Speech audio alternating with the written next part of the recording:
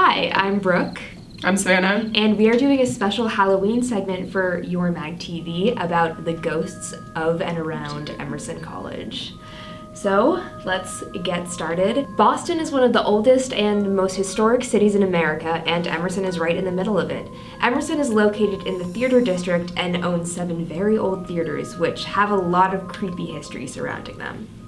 Also, Emerson is located literally across the street from the Boston Common. Literally, like, right alongside the Boston Common, which is known for massacres, so, like... Yeah, and a lot of spirit activity. I mean, there's a historic graveyard that students can see from their dorm rooms. Yeah, like, if you have one of the P-row views, they're graves outside of your dorm window. Like, not very common, so there's bound to be spirit activity, I would think. Yeah, and there's a lot of stories that go along with that. Elevator girl, or fright girl, because she rode the freight elevator during the construction of the Little Building. I'm pretty sure Little Building is the oldest building on campus. Yeah. It's obviously old, and I think it was originally a hotel, so it wasn't originally a dorm. And when it was being built, she would go to work every day with her dad, who was working on the building. Why? I don't know. Like, did they take your child to work day in the 1800s? In the 1800s. And the stairs of the building had already been constructed, but there was an empty elevator shaft where they were still working on putting the elevators in. So every day this little girl would go to work with her dad and bring her little red ball to play with while her dad was working on the building. And one day she was bouncing it along the hallway and it rolled down into the empty elevator shaft. She jumped after it and fell down to her death. And it is said that her spirit still haunts the 4th floor of the Little Building to this day. There's actually a lot of stories surrounding the Little Building and ghosts because it is the oldest building. Yeah. And it's a little decrepit, a little falling apart, and so spirit activity seems to be the strongest there. So there's one story that occurred at the end of a spring semester when RAs stay on campus for those receiving senior week housing and other extended housing and stuff like that. So it was this one group of RAs' last day of being on campus. So they had spent the day unpacking and prepping their room for departure. So as you know, everything has to be unplugged from the wall sockets. Which I never did and always got a fine for not doing. One RA named Cody awoke during the night to find that all of his things had been re-plugged into the sockets and all of his lamps were shining on a photo of his father who had died 2 years ago. Pretty creepy. And when he looked down, after waking up, there were scratches all up and down both of his arms, and he has no idea how they got there. Alarmed, he called his floor partner, and she told him that she had also had all of her lights plugged in and turned on, and she had the same scratches on her arms. So this is another story reported by RAs who were living on the 5th floor of LB and reported that multiple residents were having a similar encounter and were experiencing something in the middle of the night where they would wake up and see a man in an old-fashioned dentistry outfit at the foot of their bed.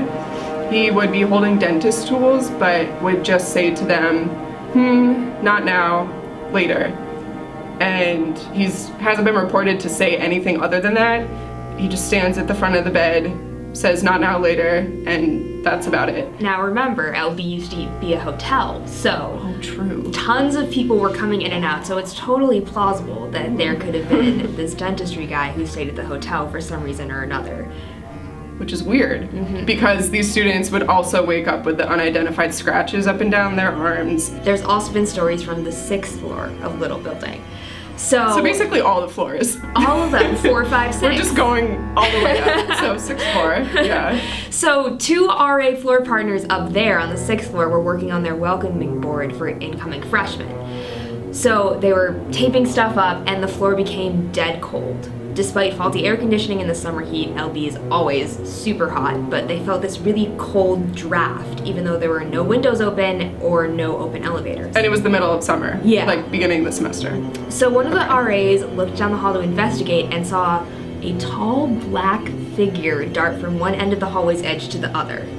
He didn't think much of it, but then, after everyone had moved in, a freshman living on the floor later reported that he awoke to the same cold air blowing in his face, almost like a fan. He opened his eyes to a tall, dark figure and assumed it was his roommate going up to the top bunk of the beds they shared.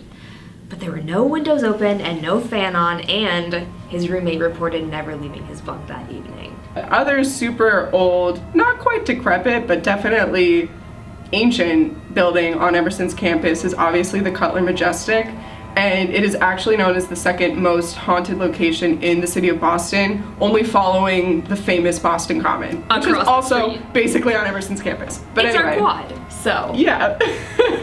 And it's reported that a past mayor of Boston died during a performance at the Cutler, and there are a lot of rumors that his ghost can be seen sitting in the seat, which was ultimately the location of his demise. There are no death reports of the mayor of Boston dying in the Cutler, but it may have just been twisted and it was a mayor of a different city. So there are rumors that the 13th floor of Piano Row is the most haunted floor of that building. So when Piano Row was just being finished being built, construction workers fell from scaffolding on the 13th floor.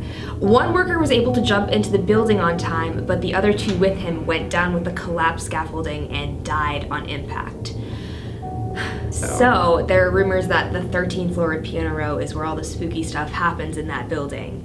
Odd noise, electrical malfunctions, cold drafts, stuff like that, all on the 13th floor. Now, I live on the 13th floor. Lives on the 13th floor. I just moved in a few months ago. And so it was just my roommate and I when we were orientation leaders. No one else was there yet. Yeah. And it was a little spooky. It was a little spooky.